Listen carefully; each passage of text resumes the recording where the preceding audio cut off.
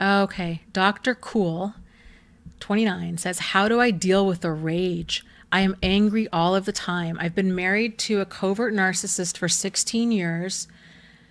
Everything is an argument. I find myself so angry and crying all of the time. Please help. I think it's really helpful to realize that we're not sharing the same reality with an emotional manipulator. The book, Patricia Evans, fantastic author. She's written a handful of books. She talks a lot about like emotional and verbal abuse and controlling people is the title of one of her books.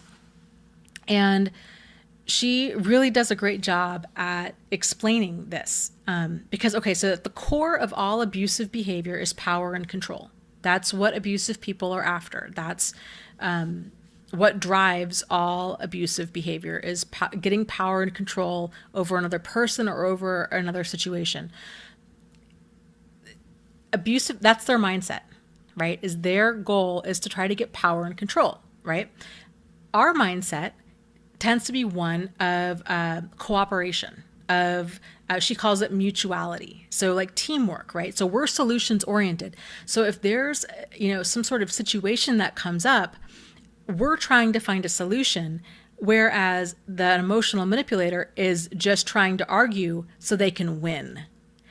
Once you realize that they don't have the same goal, that it's an exercise in frustration and futility, which is what you're finding. Arguing with somebody who is using all kinds of logical fallacies. They're you can't be logical and rational with an illogical, irrational person. Like that is crazy making, and it's easy to get roped into that, right? So I would encourage you to, if you can slow down and see it and realize and fully realize they're not arguing to try to find a solution. They're arguing to try to prove a point. They're arguing to try to make me upset. They're arguing to try to get power and control over me and over the situation. So I am not going to fall for it. I'm not going to get baited into an argument that they're going to keep shifting it, right? They're going to keep shifting it and spinning it. And then it's like trying to nail Jello to the wall because they're not looking for a solution. They're looking to argue. And then, so the first part is realizing that you're not sharing the same reality with them. That's huge. Like that is like game changer huge right there, right? You're solutions oriented. They just want to fight. They're driven by power and control. The other part of that is accepting, not saying like you need to be okay with their behavior, but fully accepting like this is their mindset. They are wired differently for whatever reason. And that you're not going to play. Like you're not going to play this game anymore because it's upsetting. So to try to emotionally detach from this situation as much as possible, realize that this is a game to them and that you're not going to get upset. You're going to see the game for what it is. And it's very much like a child, right? That's trying to manipulate or get their way or throw a temper tantrum. You can kind of tell when it's coming on, right? It's oftentimes the same way with an emotional manipulator who's trying to pick a fight. If you can kind of see that train coming down the track, to distance yourself and not get caught up in trying to have an effective argument or trying to even win the argument, because you can't ever win an argument because they're going to keep shifting things around. Then they're going to, it's frustrating and it's crazy making. And yeah, right. Tricia says, observe, don't absorb. And that's, I don't know. I know Ross uses that phrase. I don't know if that's a specific phrase to him, but I love it. I love that phrase because it's so right on. And so when you can learn to, and it takes practice, right? It takes practice because they know the buttons to push, right? Especially if you've ever gone to therapy with them, then they really know the buttons to push. So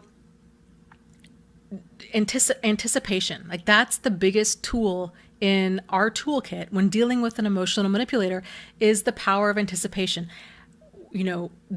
Like what does he normally go after you, or she go after you for?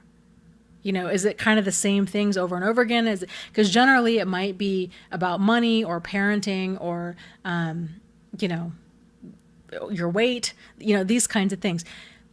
If it's that kind of stuff, if you can kind of see that train coming down the track, then you can just jump out of the way and get real busy. You can just avoid. The thing is, setting boundaries with an emotional manipulator that can also really be an exercise in futility and frustration, because they don't care, because they're about winning. They're about getting power and control over the situation and over other people. They do not respect us. Like, they don't honor boundaries. Like, they don't care.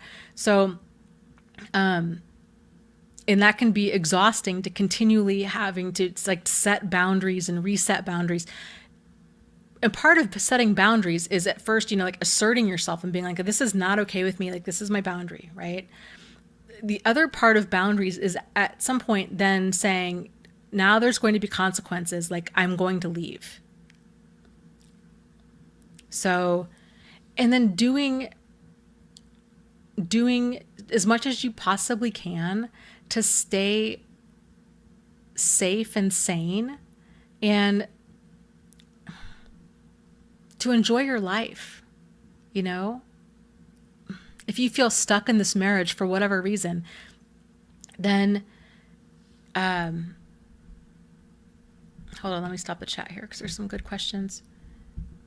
If you feel stuck in this marriage and you don't want to leave, and for whatever reason, but you feel like you're making yourself crazy by staying, then I would say really try to find some sort of peace and enjoyment and joy in your life.